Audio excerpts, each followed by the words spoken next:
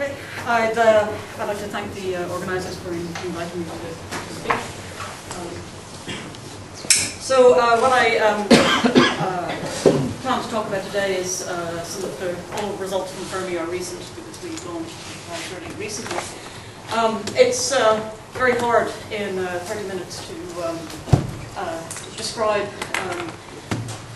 any individual result in a large amount of detail. So what I'd really like to do in this talk today is describe a sample of our results to illustrate the capabilities of the instrument and the potential for using Fermi data to learn a lot about a wide variety of topics. The Fermi Gamma Ray Space Telescope is the work of a large number of people. There are two instruments. The main instrument, the Large Area Telescope, is a collaboration between NASA and DOE in the US and multiple agencies and universities in France, Italy, Japan, and Sweden. The GBM, which is the Gamma Ray Burst Monitor, is the second instrument, is a collaboration between the US and Germany. So Fermi, as I mentioned, it's two instruments. This is a picture of the observatory in the rocket a couple of months before launch. This box here, which is pictured with a dust cover, is the Large Area Telescope. It operates from 20 MeV to over 300 GeV, and that includes a previously unexplored range from 100 GeV, from 10 GeV to 100 GeV, which was the gap between the ground-based and previous generation space-based instruments. So this is one of the new areas of discovery space provided by Fermi. The LAT also has a very large field of view. It's 2.4 steradians, which is a half angle of about 55 degrees. So it sees 20% of the sky at any instant, which is about the same as your eye subtends. The standard operating mode is to survey the sky. So the Large Area Telescope covers the entire sky every 3 hours, and this opens up the second area of discovery space, which is in the temporal regime, in that the LAT surveys the entire sky every 3 hours, so we keep monitoring the sky down to timescales of 3 hours, so every source is covered effectively all the time. The second instrument is the Gamma Ray Burst Monitor. It operates from 8 keV to 40 MeV. Those of you who are familiar with BATSI will find the Gamma Ray Burst Monitor is a little like an old friend. Operates the same way with the same advantage of having a huge field of view. It views the entire unocculted sky, but has a somewhat poorer sensitivity. They're smaller detectors than BATSI, but the large field of view makes it an extremely efficient gamma ray burst detector. So the GBM is currently detecting the largest rate of gamma ray bursts of any instrument in orbit.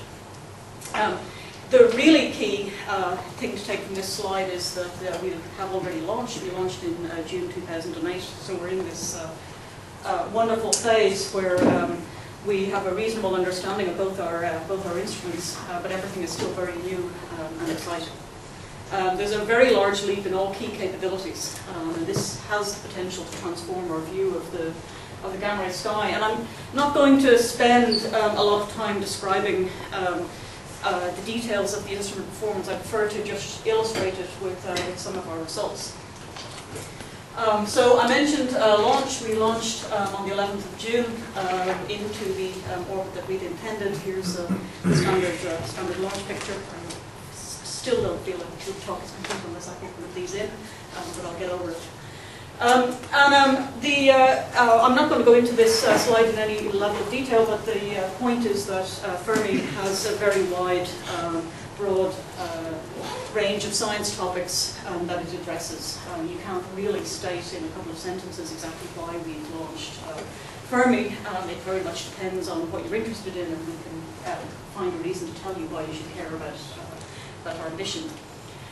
So for monitoring the sky, this is supposed to animate, but monitoring the sky, basically what we do is we point directly away from the Earth and tilt a little to the north and go around once where we cover around 80% of the sky, but towards the northern hemisphere. Then for the next orbit, we tilt south and go around and cover the other half of the sky. The orbital period is about 95 minutes, so every 3 hours we've covered the whole sky. And this allows us to create plots like this. So this is time along the x-axis and the flux from 3C454.3 on the y-axis. And what you see is that we have very complete light curves extending, obviously indefinitely. You saw another very nice example of this in Alan Marsher's talk yesterday. So coverage isn't the full story, though. We have a much larger effective area than previous instruments in this energy band. So effective area is basically a large effective area means that the number of gamma rays in our detector is large for a given intrinsic flux of gamma rays being produced. What that means is that we can detect sources down to fainter flux levels, and for a given flux level we can detect make a significant detection over a shorter time scale. So this allows us to explore time variability to shorter time scales than was previously possible. And then my final point is that since we're in survey mode and since we're observing all sources on the sky all the time, multi-wavelength observations with the latter limited only by your ability to coordinate all the other instruments. The gamma ray data will always be there, so we can support multiple multi-wavelength campaigns on many sources in the sky simultaneously. So this is a picture of the gamma ray sky produced using 3 months of data.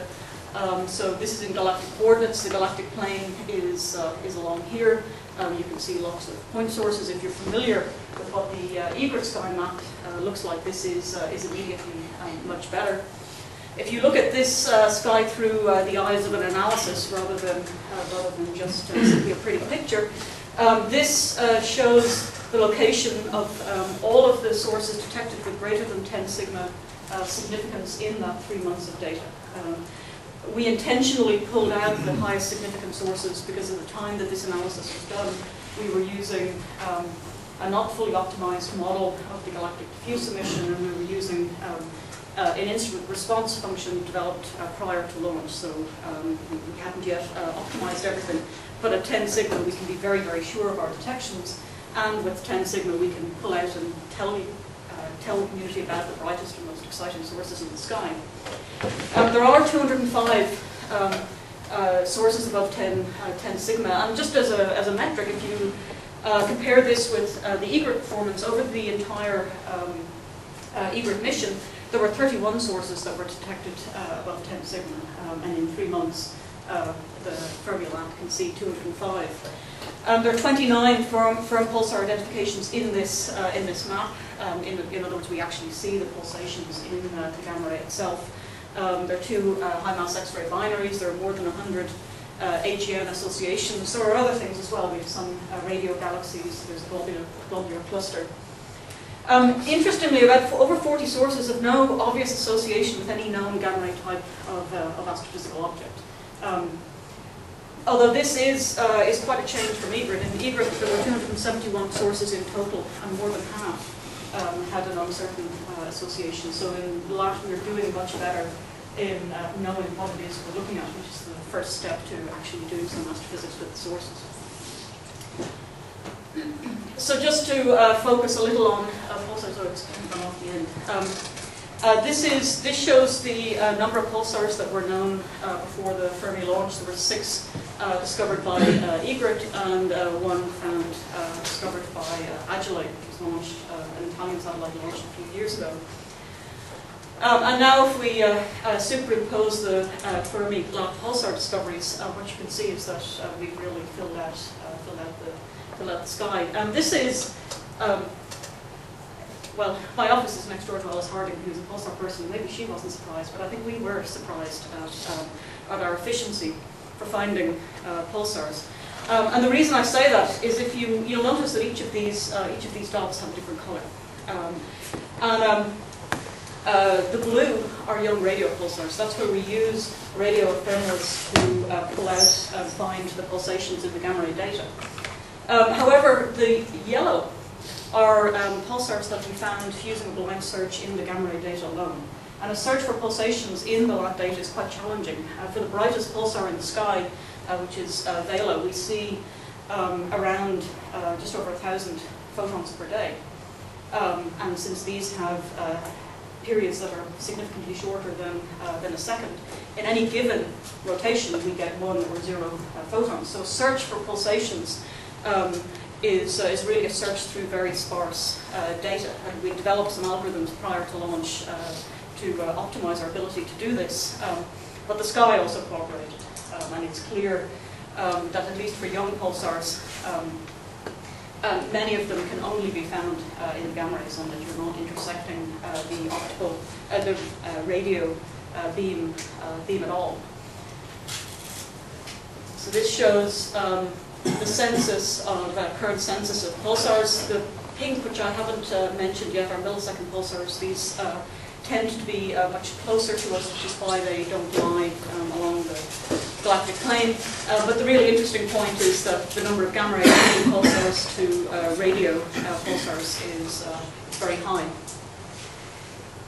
And then this is just a kind of a toy plot where, with some PowerPointmanship, you can make each of the little dots flicker at 1/10 the actual rotation speed. So you can see that the radio pulsars and the new pulsars are flickering fairly slowly, and the millisecond pulsars are going nuts.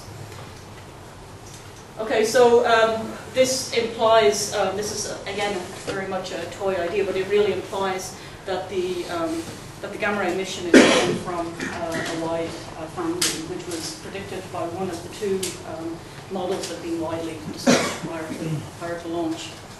Why is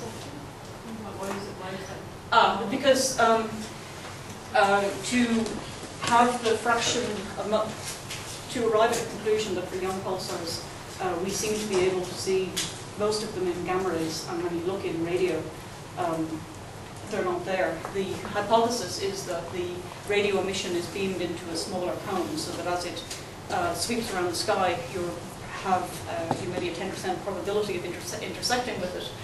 The gamma rays, because we're seeing such a much higher fraction of it, implies a geometry where effectively the beam crosses 4π of the sky.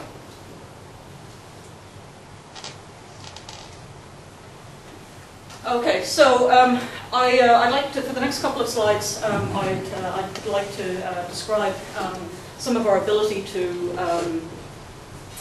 solve one of the main mysteries that came from Egret, which was on our gamma ray sources. One of our first papers was describing the discovery of a new pulsar in CTA1. What's shown here is the radio image of the CTA1 supernova remnant. The blue circle shows the size of the last 95% the Egret 95% confidence interval for the Egret source that was there. With the Egret data, you could not see pulsations. You couldn't really tell whether the Egret source was associated with the supernova remnant or the ROSAT source, which is indicated by this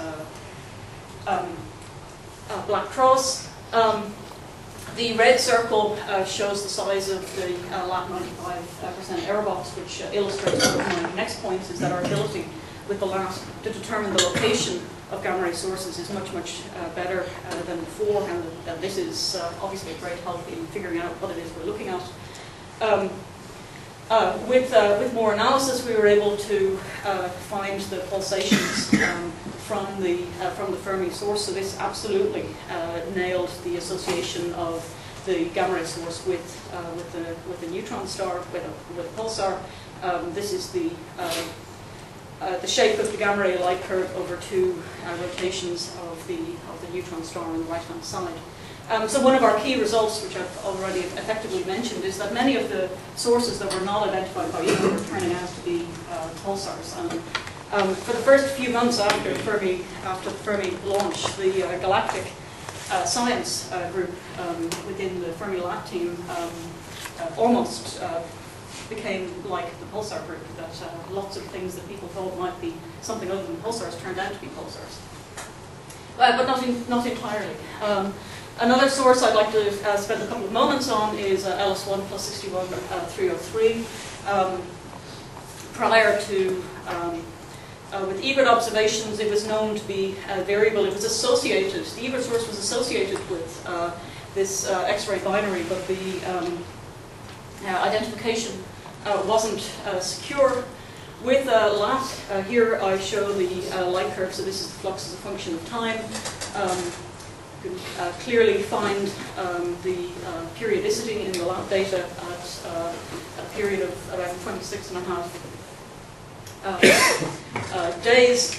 The GeV emission peaks around periastron, which is in contrast to the peak in the light curve for the TeV emission. So this absolutely confirms the association of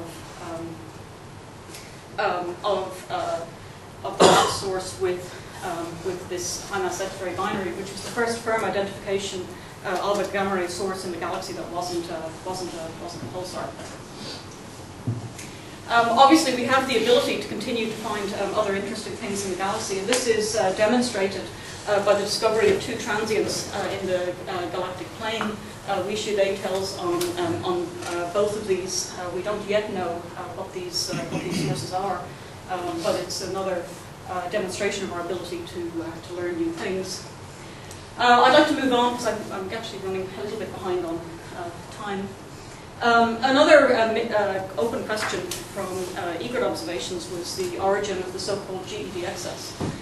The Ebert observation showed an excess above 1 GeV when compared with conventional models, where a conventional model is a hypothesis that you have a population of distant cosmic ray accelerators, that the cosmic ray distribution is uniform throughout the galaxy. You take that model, combine it with a map of the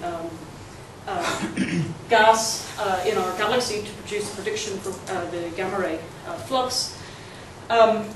This agreed spectacularly, both spatially and spectrally, below 1 GeV, but above 1 GeV there was an excess. And the question is, where does this excess come from? You could explain this by postulating spatial variation in cosmic ray spectra. You could be dealing with a population of unresolved sources, which is obviously interesting all by itself. This could be a signal of dark matter, which is even more interesting all by itself. Or it could be the more mundane instrument calibration issue. And we picked the more mundane instrument calibration issue when we, with Fermi LAT, I should add that this excess was seen at all galactic latitudes. So it wasn't uniform across. It wasn't a uniform excess across the sky, but it was seen everywhere. And because it was seen everywhere, it means to make a statement on it with LAT data, we can pick a fairly easy part of the sky. So we picked mid-galactic latitude, so we're away from the complication of needing to understand the details of the gas along the plane itself. What I show on the right-hand side, the red points are our data. The black hashed area is a combination of a model component where this model was fixed, is not tuned to the data, plus two experimentally determined components. These are the individual sources and an isotropic component. So you add all of these components to get to the black hashed region. We now find that we do not see the excess above 1 GeV. The LAT data are consistently everywhere greater than the model, but that's very easily addressed by allowing the model components to vary within their allowed parameters.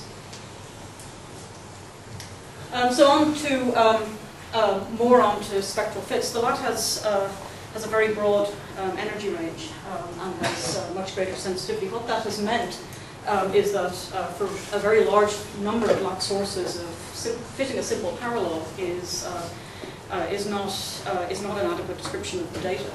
But I've illustrated this with two plots here. The plot on the left is the phased average spectrum from the Vela pulsar, and this is interesting because what we originally wanted to look at is how steeply this spectrum cuts off. If the gamma ray emission is coming close to the surface of the neutron star, you expect to see things like photon splitting and single photon pair production in the very strong magnetic fields that you find in that region. In that case, you would expect a super exponential cutoff. You would also have expected the gamma rays to be beamed along a narrow cone similar to the size of the radio cone. If instead the gamma rays are being produced far from the surface of the neutron star, you expect a simple exponential cutoff. And you also expect the beaming fraction to be larger. We find a simple exponential cutoff, and this is in fact consistent with what we're also seeing from the population of pulsars. On the right-hand side, I'm showing the spectrum of 3C454.3. This is the first publication of a non-parallel spectrum from an AGN in the GeV range.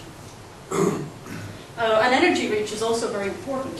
So our results don't just stand by themselves. We're now really firmly in an era where combining the GeV data from the LAT with the TeV data from the ground-based instruments can really nail our understanding of the high-energy components of sources. So this, on the left-hand side, is the Blazar Parks 2155.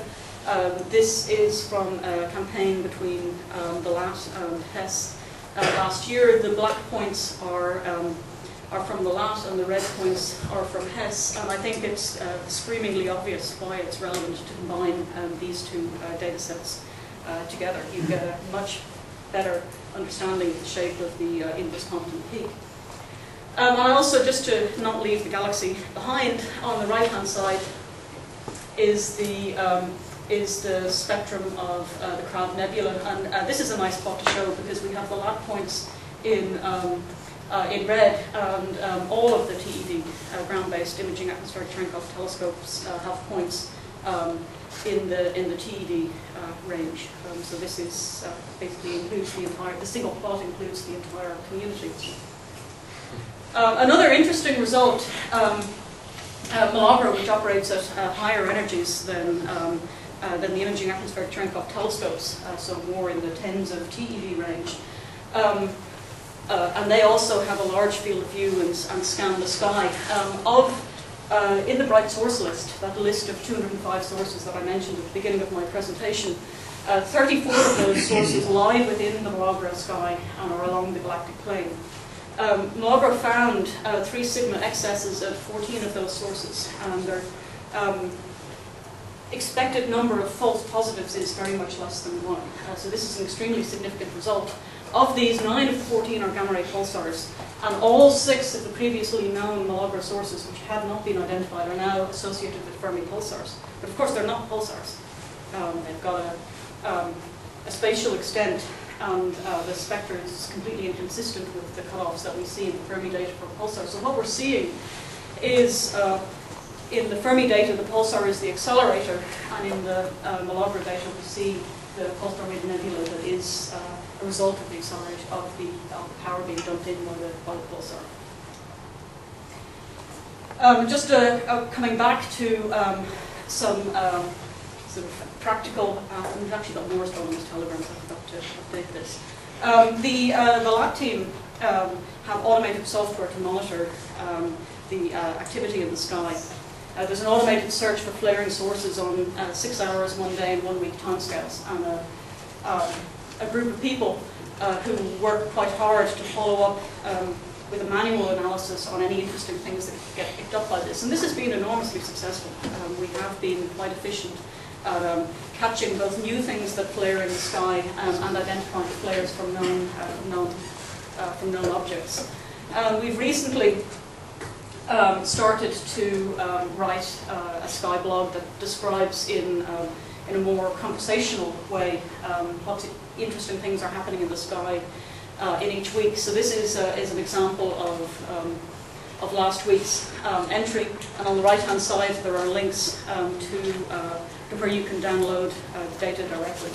We're currently providing light curves for 31 sources. These are either a list of sources that were decided pre-launch or objects that have flared above 1 times 10 to the minus 6, at which point we conclude they're probably useful for the community, and we provide those light bursts also.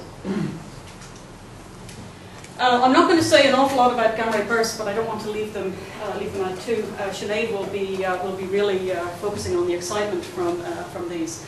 I'll just quickly make the comment that the GBM operates from 8 keV to 40 MeV, and the lap from 20 MeV to hundreds of GeV. So combined, what you get from Fermi observations of bursts is spectacularly good spectral observations of the high energy component of gamma ray bursts during the prompt phase. We had expected about 200 gamma ray bursts per year from the gamma ray burst monitor. In fact, we see about 250, and I'll describe why in a moment. Which means that you would expect 80 per year with observations with a lot as well. And I be very careful with this. I mean observations, not detections. The actual number of those 80 that are detected is of course determined by the properties of the gamma ray burst. I haven't yet mentioned anything about the gamma ray burst monitor. I'll just this plot here shows mission week along the x-axis and the number of triggers along the y-axis.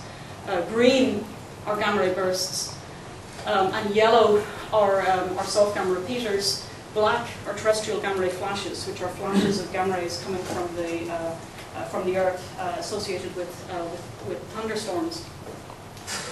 So there's a couple of points I want to make here. First, that the number of gamma ray bursts being detected is extremely high. This has included around 17% that are short. About 20% of the GBM bursts are also detected by SWIFT. But the GBM has, relative to BAPSI, has more flexible triggering algorithms on board. This is why the GBM seems to punch above its weight for detecting gamma ray bursts. But it also means that the GBM has the capability of doing a larger range of science. And soft gamma repeaters are a particularly interesting example of this. So this week was the week that the flight operations team decided they didn't need to be paged. And this is another very large outburst from 1E1547. Read the rest of the telephone number. The GBM has an extremely high time resolution. So with GBM observations of soft gamma repeaters, you can do the kinds of timing studies for things like neutron star seismology that people have been doing with RxG. So I mean, there are a lot of interesting things that you can do with GBM over and above gamma ray burst observations. This formatting went a bit off, but it doesn't really matter because Sinead's going to talk about this anyway. We have 8 lap detections of gamma ray bursts. Each of them are unique in their own way. And there are a couple of common themes. The emission above 100 MeV seems to start a little bit later than the KeV to MeV emission. It seems to last a little bit longer, and after that there seems to be lots of variation in behavior. So I'm going to finish on a few words about electrons. I wasn't sure whether to mention this in a meeting on flows, but since we've had talks on high energy electrons, it seemed relevant. So the speaker yesterday mentioned the excitement associated with seeing an excess at around 600 GeV by ATIC and PPB bets. In a conventional model for producing cosmic rays, you have a distant population of sources that accelerate cosmic rays. Those cosmic rays then propagate through the galaxy. The energy losses on electrons is extremely high, so you expect the electron spectrum to be very much softer than the spectrum that the electrons were injected into the system. So you really don't expect to see peak. Carmelo saw an increase in the positron to electron ratio above 10 GeV combined. Both of these suggest that there is likely to be a nearby source of electrons. And Hess was also detecting electrons above 1 TeV, and this is extremely difficult to do from a very distant source. So this generated a lot of excitement. The Fermi LAT is very capable as an electron detector. The instrument is built to detect electromagnetic showers, which of course is what electrons produce. Above 20 GeV, the instrument is configured to accept all triggers. So below that, we veto against charged particles entering the detector, but above 20 GeV, we allow all particles in. This was partially to protect the gamma ray science at high energies, but also to allow the possibility of studying cosmic ray electrons. When we want to do an analysis with electrons, we flip things around. So instead of using the anti-coincidence detector to veto charged particles coming in, if we want to study electrons, we use the anti-coincidence detector to veto neutral particles coming in. We then look at the shape of the shower in the tracker and the calorimeter, using very similar to the differences between hadronic and electromagnetic showers that was described in the magic talk yesterday. And we find that we can select a sample of electrons with a hadron contamination ranging from 5 to just under 20% in the energy range from 20 GeV to a TeV. For energy resolution, we have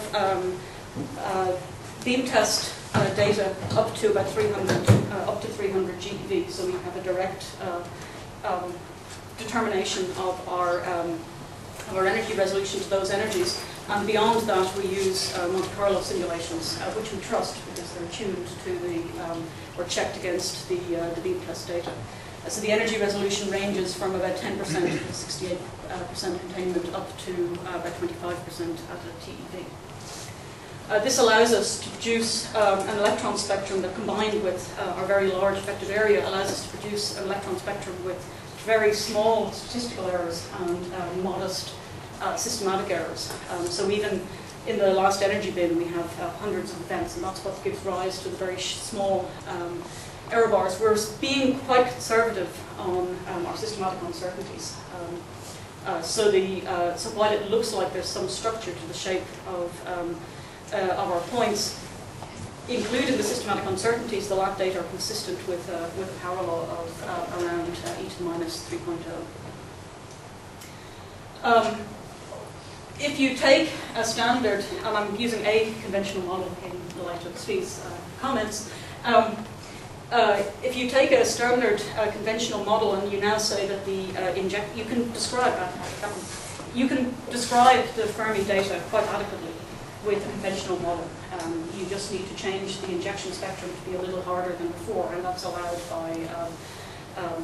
by current data. But if you do this, then your prediction from that conventional model of what you expect the positron to electron ratio is much steeper than before. So you've exacerbated the discrepancy between the Pamela results and the expectation from the conventional model. So you can't simultaneously fit the Pamela data, at least these conventional models, and the Fermi data. So this suggests that there are some sources nearby.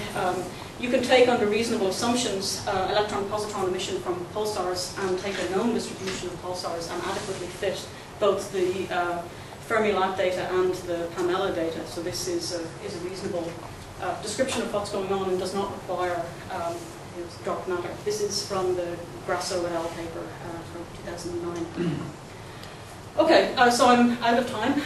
So I would like to finish on, if you want to know more about Fermi, we have the first Fermi symposium, or the second glass symposium, depending on how you count, is this year in Washington from November 2nd to the 5th. We also have several newsletters, which I'd encourage everybody to sign up to. There are 3, one for general news, one for multi-wavelength information, and one on describing updates to the data and software. And then finally, here are my conclusions. Everything's working great. We're detecting hundreds of sources. We're detecting more examples of source classes that we knew about. We're detecting new gamma ray source classes, so I think the field of gamma ray astrophysics is expanding and becoming relevant to more people. We're addressing the open questions that were raised from previous missions.